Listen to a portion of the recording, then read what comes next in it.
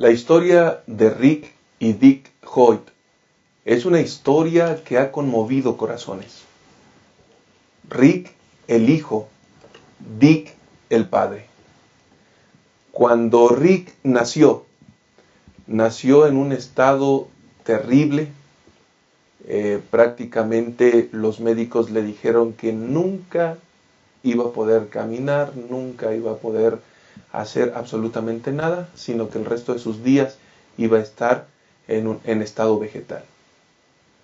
El padre no quiso quedarse con ese diagnóstico, así que intentó, movió, y al paso del tiempo se dio cuenta que no había muchos avances.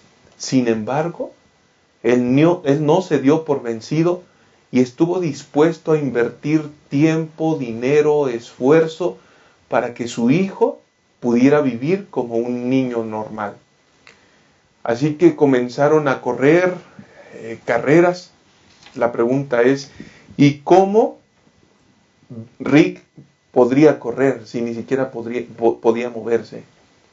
Lo interesante de todo esto es que Dick se convirtió precisamente en los pies, en las manos, en las ruedas.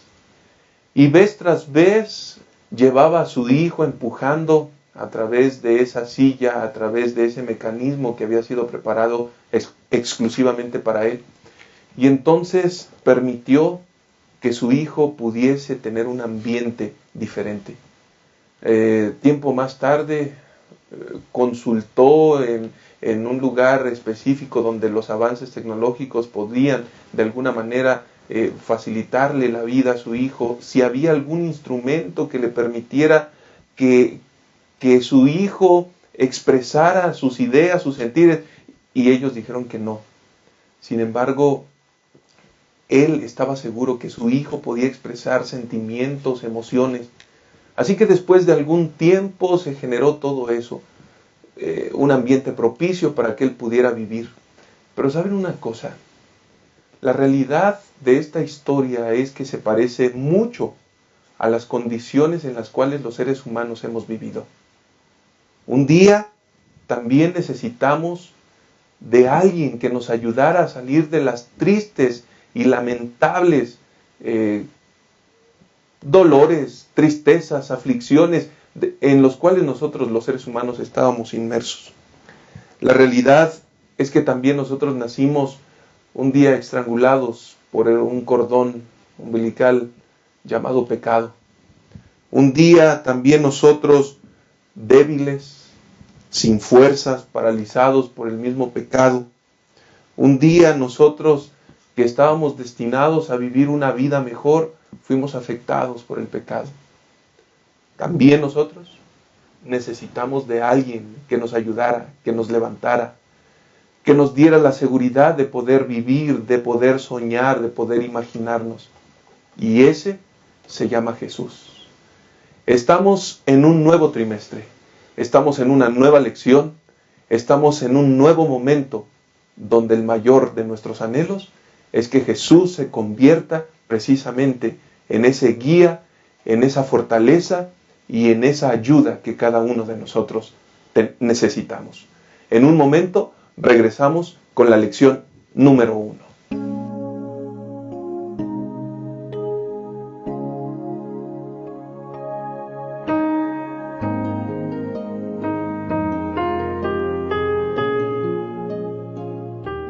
Nos alegra poder saludarles en este nuevo trimestre.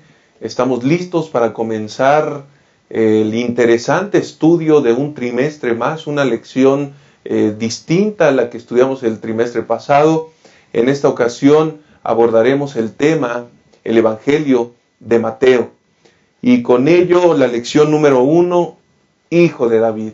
Lecciones extraordinarias, mensajes claros, profundos, que sin lugar a dudas traerán grandes bendiciones para nuestra vida. Así que les damos una cordial bienvenida, nos alegra mucho que estén con nosotros y al mismo tiempo queremos darle la bienvenida a nuestros amigos que nos acompañan en el panel.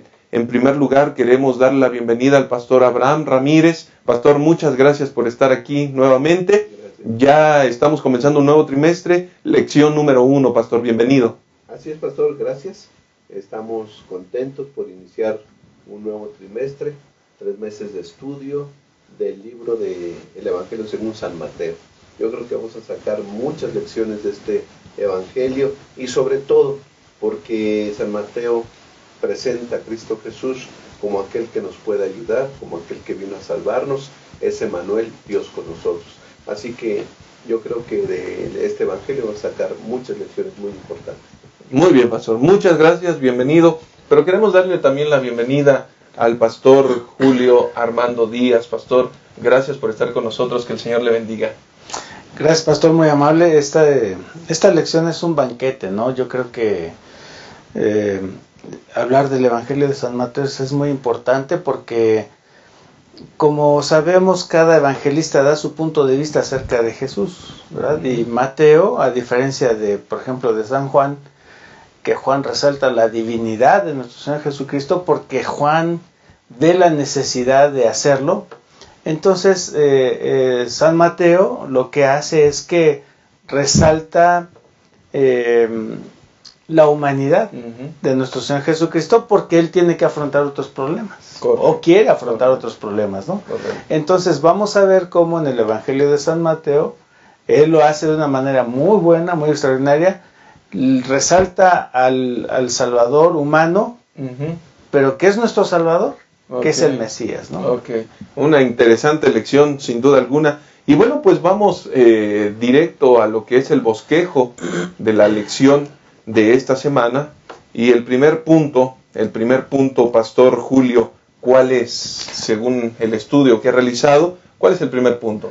Bueno, lo que vamos a ver precisamente es eso, ¿verdad? El Hijo del Hombre. El Hijo del Hombre. Vamos a ver cómo dentro de su divinidad, dentro de el Jesús Dios, se resalta también la humanidad, ¿verdad? Correcto. Y eso es algo que vamos a ver en primer lugar. Muy bien, gracias, pastor. El segundo punto, Pastor Abraham. El segundo punto es genealogía incómoda. Pastor, el Evangelio de San Mateo empieza con la genealogía de Cristo Jesús. Y vemos ahí algunos nombres, ¿verdad? Que si los analizamos pudiera ser algunos parientes incómodos, pero vamos a analizarlo, vamos a ver, y vamos a ver que Cristo Jesús, aún esos parientes incómodos, Jesús vino a salvar, ¿sí? Tanto a ellos como a nosotros. Correcto. Y el tercer punto, Jesús nuestro Salvador. Qué garantía tan más extraordinaria tenemos, ¿no es cierto? Y el libro de Mateo lo presenta muy claro, pastor. Sí, y Mateo 1:21 así dice: dará a luz un hijo y lo llamará Jesús, porque él salvará a su pueblo de sus pecados. Inmediatamente Mateo presenta cuál era la misión de Cristo Jesús y cómo es que él vino a cumplirla. Correcto. Bueno, pues con este bosquejo en mente, Jesús, el Hijo del Hombre, genealogía incómoda y Jesús nuestro Salvador, volveremos en un momento para comenzar el desarrollo y el estudio de esta extraordinaria lección. En un momento regresamos.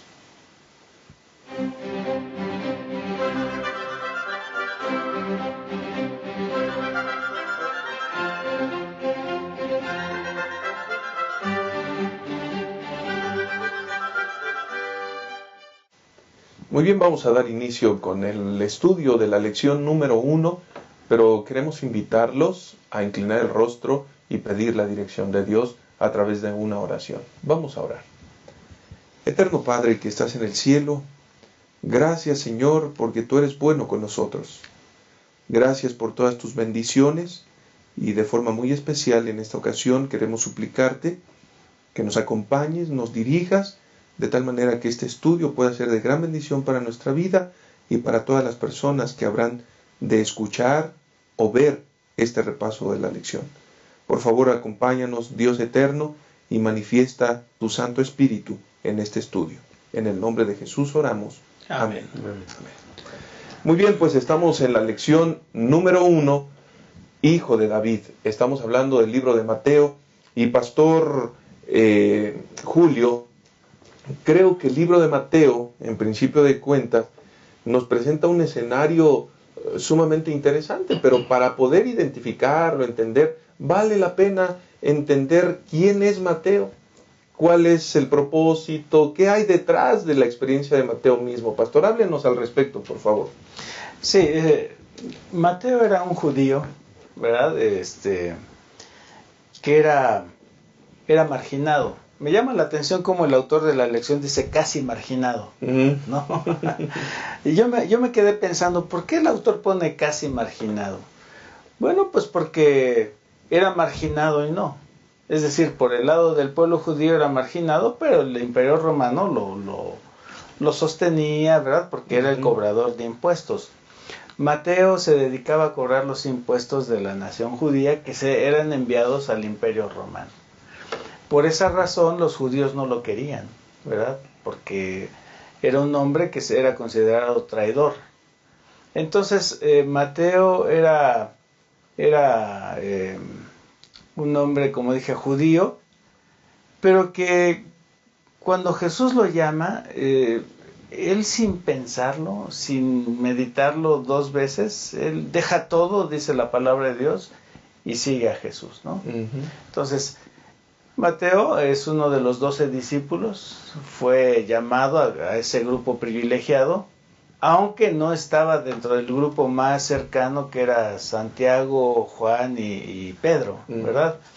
Pero Mateo tuvo vivencias muy interesantes con nuestro Señor Jesucristo, y entonces él, en su afán de dar a conocer la vida de Jesús, es que escribe el Evangelio. Correcto. Ahora, Mateo era un hombre que sabía escribir y que sabía llevar estadísticas y que obviamente que su trabajo eso lo ayudó, y entonces eso lo notamos en su Evangelio.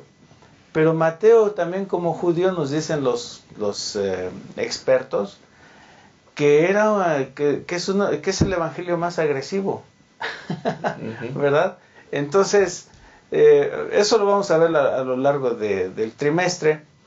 Pero Mateo era un hombre decidido, ¿verdad? Y yo me doy cuenta que era un hombre decidido porque no le importaban las críticas, no le importaba la marginación. Cuando Jesús lo llama, él inmediatamente decide, ¿verdad? Y entonces escribe. Y pienso que así era Mateo, era un hombre decidido, era un hombre que pensaba las cosas y las hacía bien. Interesante. Esas características el Señor Jesús las utiliza y más tarde las va a emplear de forma efectiva para el cumplimiento de la misión, ¿no? Definitivamente. Gracias, Pastor Julio. Pastor Abraham, ¿qué resalta el libro de Mateo? Ok, Pastor. Es interesante notar que casi marginado, un despreciado cobrador de impuestos, un vendido al imperio romano, pues estaba acostumbrado a llevar registros, ¿no? Tú debes tanto, tú debes pagar tanto, en fin, estaba acostumbrado a llevar cuentas y registros. Pero lo importante, pastor, es que no nos dejó un requerimiento de pago a nosotros. Nos dejó un registro de los hechos y de la vida del Señor Jesús, que si ponemos atención y seguimos el mensaje que nos quiere dar Mateo, porque Él nos presenta al Salvador, pues seremos salvos, si aceptamos al Salvador que presenta Mateo. Así que nos dejó un legado muy importante. ¿Qué hace Mateo? ¿Qué escribe Mateo? Bueno, él empieza con la genealogía de Jesucristo. Así son las 3 palabras que inicia la genealogía de Jesucristo, hijo de David, hijo de Abraham. ¿Por qué? Bueno, el comentarista de la lección nos habla acerca de la palabra genealogía, ¿no? Que viene también de Génesis. Entonces, él dice que Mateo presenta aquí un nuevo comienzo, un nuevo inicio, un principio nuevo, ¿sí? Y ese inicio y ese comienzo se da a través de Cristo Jesús. Pastor, 400 años sin haber un profeta que escribiera. Ahora Mateo lo hace y nos presenta precisamente eso, la idea de que todo puede comenzar, que todo puede iniciar, un nuevo comienzo, no está todo perdido, podemos empezar, y el realizador de este comienzo es Cristo Jesús, ¿no? Y habla acerca de la genealogía de Cristo Jesús, y entonces su propósito es demostrar que Jesús es el Mesías prometido en el Antiguo Testamento. Y por eso es que él arranca con la genealogía del Señor Jesús desde sus principios. Dice que Jesús fue hijo de David e hijo de Abraham. Así que entonces vemos a un Salvador totalmente hombre, hijo del hombre, descendiente de David y descendiente de Abraham. Yo creo que eso es importante, pastor, porque presenta a un Salvador totalmente humano, semejante a nosotros. Era necesario que Jesús viniera en semejanza de hombre para que nos pudiera salvar. Jesús no se disfrazó de hombre, Jesús no se maquilló de hombre, Jesús se hizo semejante a nosotros. Dios nos dio a su Hijo, ¿sí? Y entonces su Hijo, Cristo Jesús, tendrá la naturaleza humana para siempre. Creo que eso es importante señalar. Muy bien. Pastor Julio, es muy importante resaltar la humanidad de Jesús, porque a través de ella nosotros podemos encontrar precisamente el rumbo efectivo para bendición de nuestra vida, pastor. ¿Qué beneficios, qué cosas adicionales trae el hecho de saber que Jesús se hizo semejante a nosotros? Bueno, antes de contestar tu pregunta, quiero decir que San Mateo, como mencioné hace un momento, a diferencia de Juan resalta la divinidad de Jesús, ¿verdad? A San Mateo no le interesa mucho eso, no porque no sea importante, ¿verdad? Sino porque él quiere destacar otra cosa que le parece que debe de ser. Ahora, ¿por qué el Evangelio de San Mateo resalta la humanidad de Jesucristo? Bueno, porque San Mateo quiere presentar a un Mesías humano, a un Mesías al alcance de nosotros, ¿no? Y luego el autor de Hebreos viene y nos dice que no tenemos un sumo sacerdote que no pueda compadecerse de nosotros, sino que uno que fue tentado en todo, según nuestra semejanza. Entonces, desde ese punto de vista, para mí, el tener un Salvador que me entiende, que me comprende, que vivió lo que yo vivo, que sufrió lo que yo sufro y que él pasó por todos estos aspectos, entonces para mí, yo tengo un Salvador que me puede entender, que comprende mis pecados, ¿verdad? Que cuando yo estoy en una situación complicada, difícil, ya sea de tentación o de enfermedad o de cualquier situación, Él me entiende. Entonces, San Mateo quiere presentar un Salvador que no se entiende, ¿verdad? Que ve el lado humano. Correcto. Y que estuvo aquí con nosotros. Muy bien. Bueno, pues vamos a concluir este primer segmento resaltando justamente que Jesús, el Hijo del Hombre, se hizo humano porque era la única manera como nosotros podríamos obtener la salvación. En un momento regresamos para analizar el segundo punto de nuestra lección, genealogía incómoda.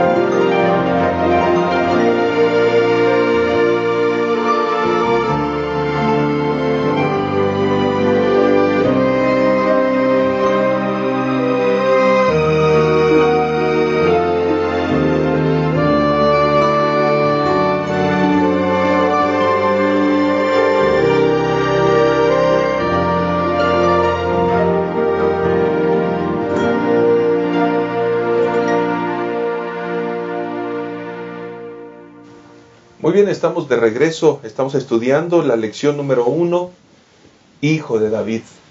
Y hemos estudiado el primer punto de nuestro bosquejo, que es Hijo del Hombre. Sin embargo, Pastor Julio, el punto número 2 tiene que ver con la genealogía, una genealogía incómoda, Pastor. Es interesante saber que Mateo comienza escribiendo el libro con una genealogía precisamente.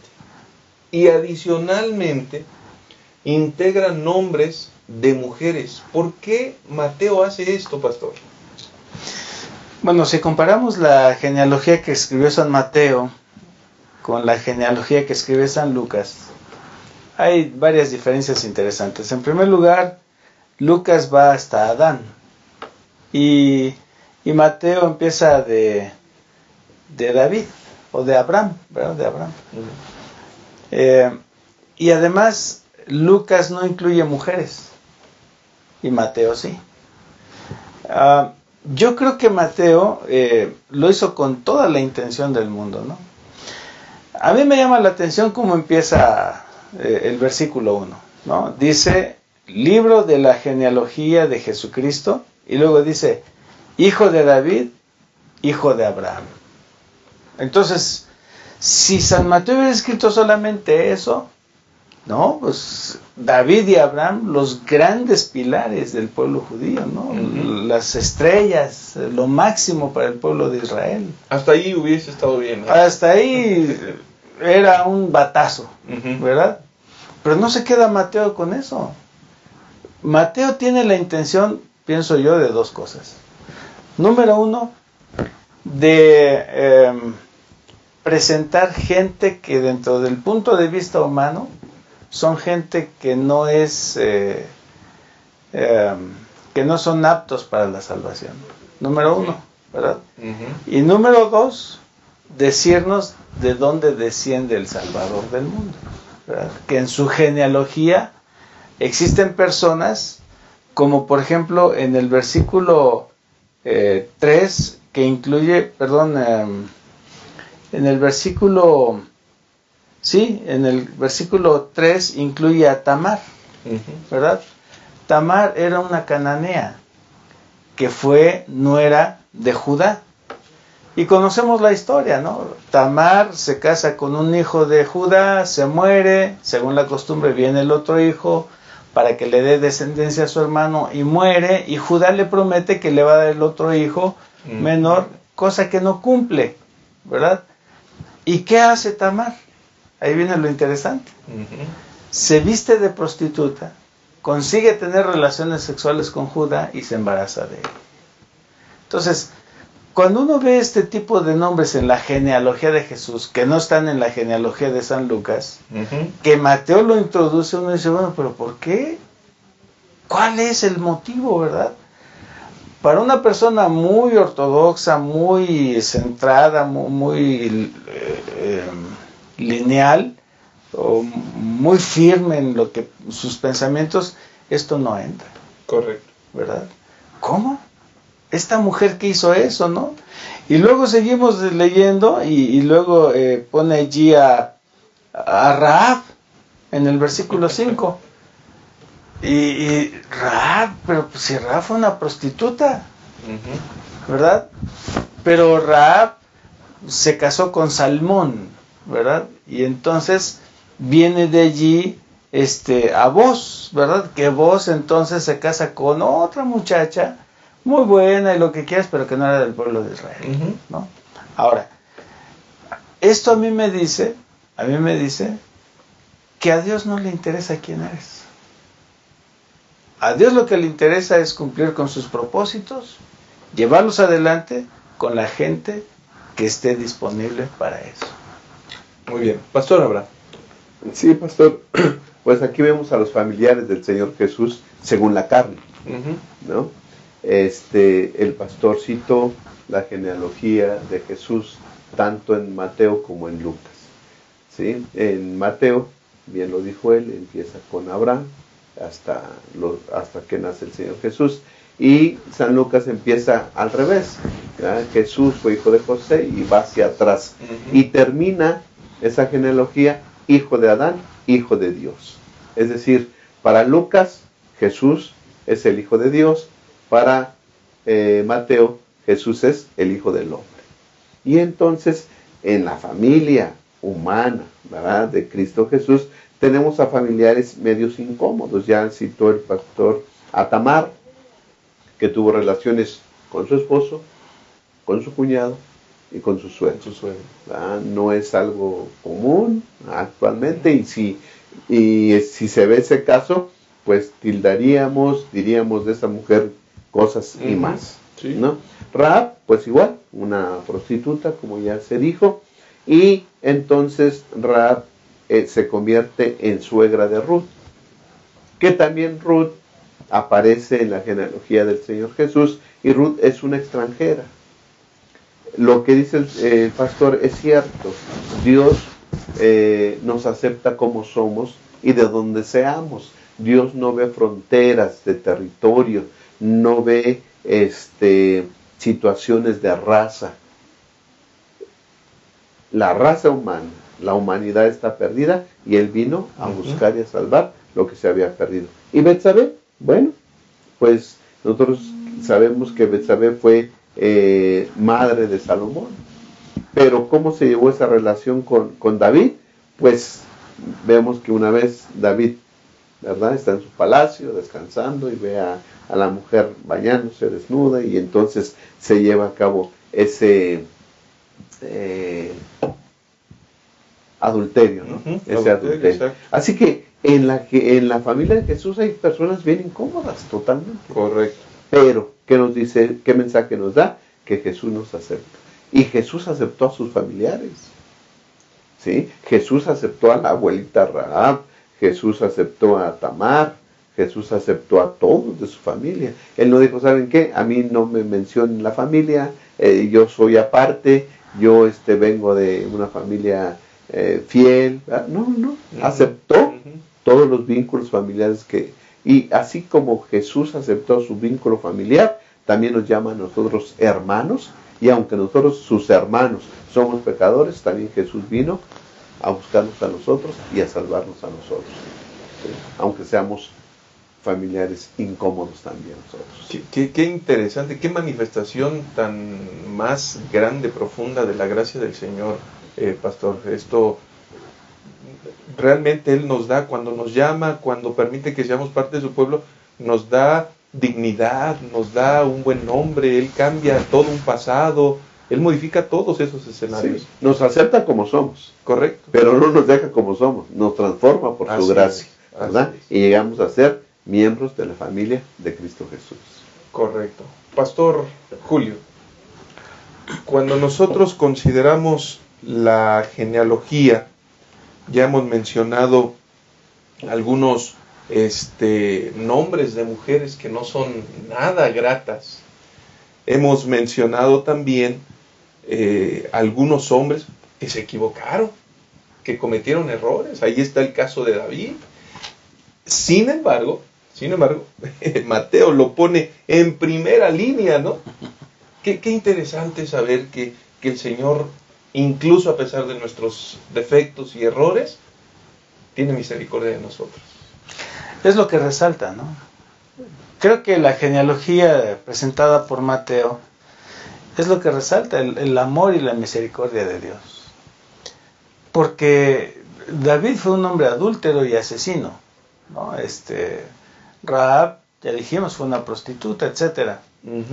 Pero como bien dijo el pastor Abraham, ¿verdad? El Señor no nos deja así, el Señor nos transforma. Y Él no nos ve lo que somos, sino como podemos llegar a ser.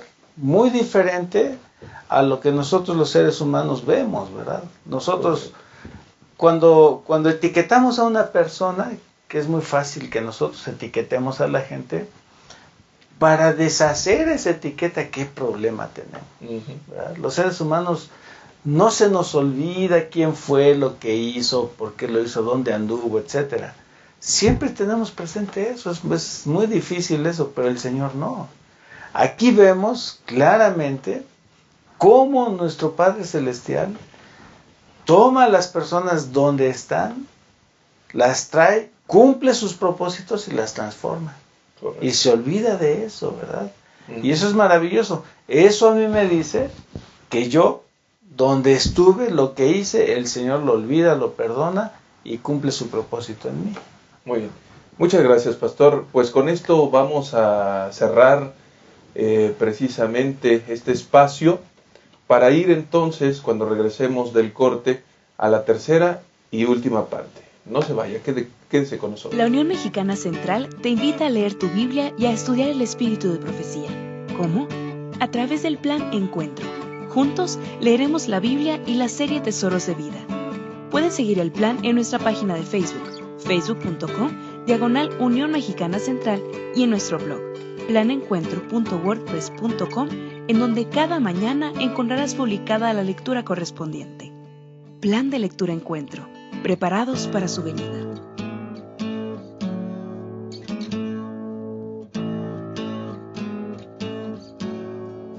Ya estamos de regreso y precisamente haciendo una recapitulación de lo que hemos analizado, Pastor Julio, la genealogía incómoda que presenta Mateo en relación a Jesús. Vale la pena destacar, Pastor, que todos se presentan como pecadores, ¿no? Como sumamente pecadores, tanto ellos como nosotros. Lo interesante de esto es que al ser pecadores, no obstante eso, hay una gran esperanza de salvación, y a eso vino Cristo Jesús. Y me parece que el libro de Mateo, justamente una vez que viene toda esa genealogía, él mismo se encarga de presentar cuál es el propósito de la venida del Señor Jesús. Sí, la palabra de Dios, a lo largo de ella, no presenta cuadros favorables de la humanidad. Lo que la Biblia presenta de nosotros los seres humanos, pues es nuestra condición de pecado, y lo vemos nosotros, ¿no? En todas las historias de la Biblia vemos a un David que fue aceptado y transformado a pesar de, ¿no? Entonces, nuestro Señor Jesucristo lo que hace es aceptar, ¿verdad? Sí, yo desciendo de estas gentes, mis antepasados fueron así y así, pero yo los acepto, ¿verdad? Y lo que hace el Evangelio de San Mateo es presentar a un Salvador lleno de misericordia y que nos entiende, ¿verdad? Hay un pasaje en la palabra de Dios que es muy conocido y que a mí me gusta mucho porque me da mucha esperanza, ¿no? Está ahí en el libro de Santiago, capítulo 5, donde dice que Elías, que era un hombre con pasiones semejantes a las nuestras, oró para que no lloviera y no llovió, ¿verdad? Cuando yo leo ese tipo de pasajes de la Biblia, cuando yo veo la genealogía de San Mateo, cómo él a propósito mete estas personas, y cuando yo veo que nuestro Señor Jesucristo acepta todo eso, a mí me da esperanza. Claro. Porque yo veo que nuestro Salvador a eso vino, ¿verdad? Desde antes de la fundación del mundo sabemos que ese era su trabajo. Entonces, ¿cuál es el trabajo de Jesús? Venir a salvarnos, ¿verdad? La lección ya nos presenta un cuadro también, ¿verdad? Aquí en la parte del miércoles, un cuadro de cómo estamos los seres humanos, ¿verdad? Cómo estamos en pecado, ¿verdad? Dice el apóstol Pablo, nosotros no somos mejores que ellos. Ya presentamos a judíos y a gentiles que todos estamos en pecado. Es decir, y si todos estamos en pecado, entonces todos necesitamos de un Salvador. Correcto, ¿verdad? Correcto. Que es Cristo Jesús. Y recordemos, ¿no? que el primer paso de la salvación es reconocer que soy pecador, ¿verdad? Entonces, lo que aquí vemos nosotros es a un Jesús que viene a salvarnos, que Mateo lo presenta así, como el Salvador, que sus antepasados no fueron mejores que nosotros, ¿verdad? Y ni nosotros somos mejores que ellos, pero que Jesús así acepta las cosas, lo lleva a cabo y Él quiere salvarnos. Correcto. Pastor Abraham, Sí, todos necesitamos salvación. Sí, si leemos otra vez la lista de los ascendientes del Señor Jesús, pues vemos a 4 mujeres aquí que ya las hemos mencionado, pecadoras. Pero también vemos a hombres pecadores, un Amón, un Manasés, que fueron terribles, ¿no? Llevaron a la idolatría al pueblo de Israel. Así que la familia del Señor Jesús está llena de nombres de personas pecadoras, pero no debemos señalarlos ni admirarlos, porque si nosotros hacemos nuestro árbol genealógico cayendo en nosotros, pues aún nosotros y nuestros abuelos y nuestros antepasados, todos hemos pecado. Correcto. ¿No? No hay persona, no hay generación, no hay persona o lugar que no se haya contaminado con el pecado. Todos somos pecadores. Y Jesús, ¿verdad?, vino a eso. Precisamente su nombre es lo que significa, pastor. Ya dijimos en Mateo 1:21. Dará a luz un hijo y lo llamará Jesús, porque él salvará a su pueblo de sus pecados. Salvador. Aquí Mateo presenta no tan solo su nombre, sino su significado, que es Salvador. Correcto. Y esa era su misión. Jesús vino a buscar y a salvar lo que se había perdido, ¿no? Así que entonces el Señor Jesús dejó el cielo, dejó la gloria, la honra que le tributaban los seres celestiales y vino a este mundo, ¿verdad? Pero lo importante y lo que señala Mateo es que vino a ser semejante a nosotros. Hebreos capítulo 2, versículo 14, dice: así por cuanto los hijos participan de carne y sangre, él también participó de lo mismo para destruir por su muerte al que tenía el dominio de la muerte, a saber, el diablo. Es decir, Jesús participó de carne y sangre, es decir, semejante a nosotros.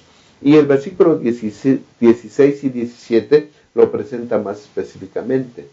Porque no vino en ayuda de los ángeles. Jesús vino a este mundo no a salvar a los ángeles, sino de los descendientes de Abraham. Por eso debía ser en todo semejante a sus hermanos, para venir a ser compasivo y fiel sumo sacerdote ante Dios, para expiar los pecados del pueblo. Correcto. Aquí se presenta a un Salvador totalmente humano, aunque nunca dejó de ser Dios, porque misteriosamente, ¿verdad?, es un misterio que no entendemos, en Jesús se mezcló lo humano y lo divino.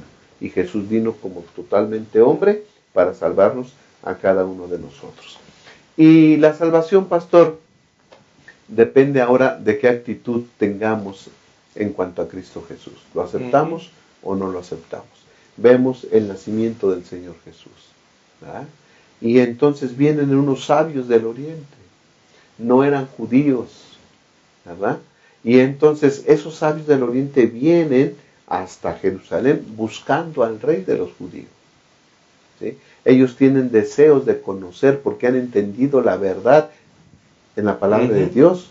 Eran estudiantes de la palabra de Dios, estudiando las profecías, entendieron que era el tiempo de que el Mesías iba a nacer, y entonces vienen buscando al Mesías. Pero vemos aquí a extranjeros que han estudiado la palabra de Dios y que, convencidos, vienen a tributarle honor. ¿Okay? La verdad, pastor, no es exclusiva de un pueblo ni de una iglesia. La verdad es para todos aquellos que la buscan con amor y con sinceridad. Yo creo que eso es importante. ¿Okay?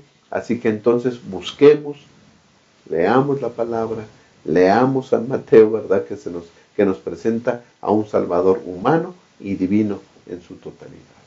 Correcto. Gracias, pastor. Pastor Julio, creo que vale la pena resaltar, en este caso, los magos o sabios eran filósofos que permanentemente tenían una mente abierta, estaban buscando las verdades, y en ese estudio permanente se encuentran con el acontecimiento más extraordinario, que era el nacimiento de Jesús. Sucede esto, van en busca de, y una vez que lo hallan, decía el pastor Abraham, asumen la actitud correcta. Es interesante mencionar que la salvación es para todos, pero no todos la aceptan, pastor.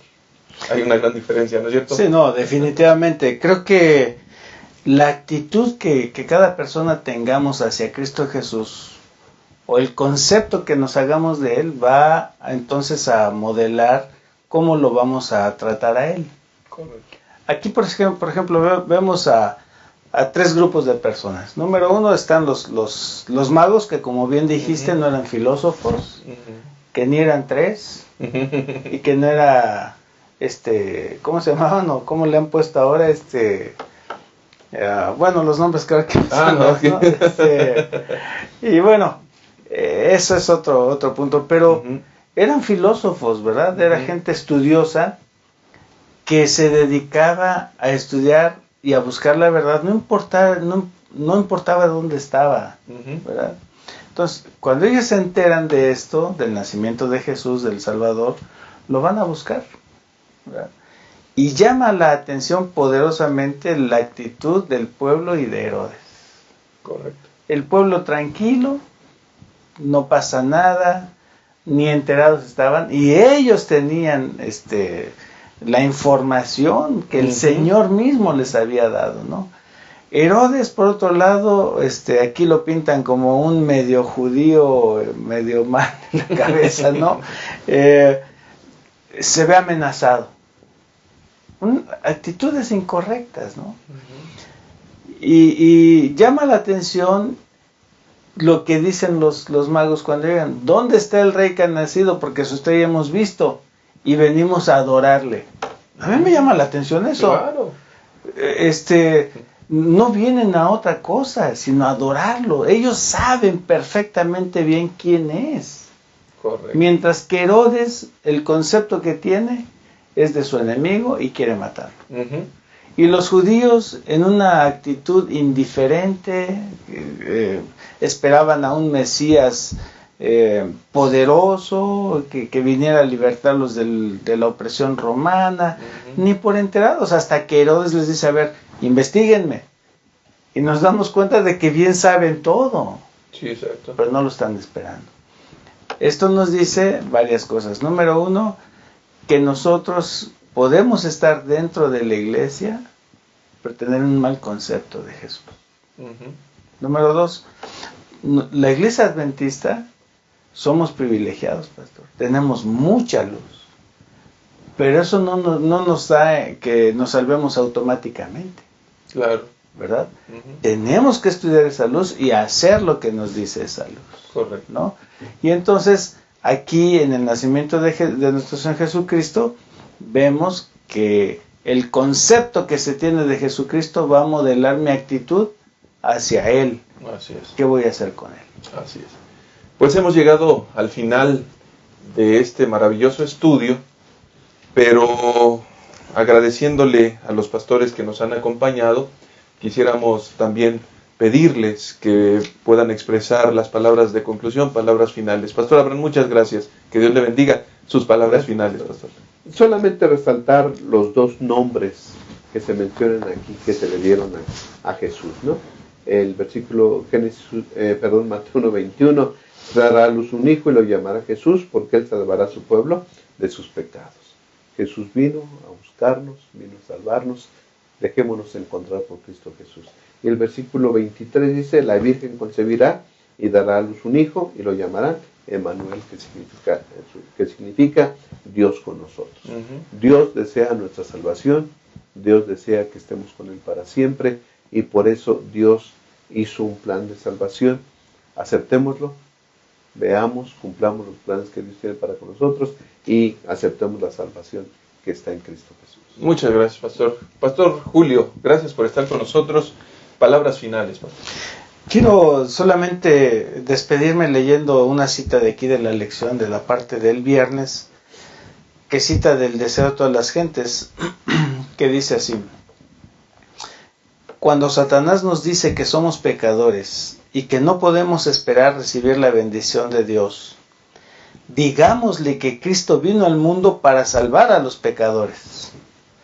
No tenemos nada que nos recomiende a Dios, pero la súplica que podemos presentar ahora y siempre es la que se basa en nuestra falta absoluta de fuerza, la cual hace de su poder redentor una necesidad.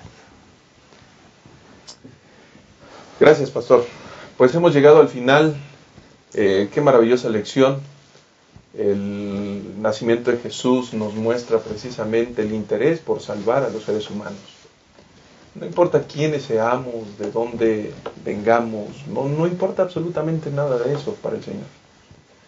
Cuando lo aceptamos y entregamos nuestra vida en sus manos, Él siempre hará lo mejor para bendición de cada uno. Y no solamente eso, el Señor nos asegura la salvación en Cristo Jesús. Que el Señor les bendiga a cada uno de ustedes. Nos vemos en la próxima lección, lección número 2. Que el Señor pueda guiarles y acompañarles de forma permanente.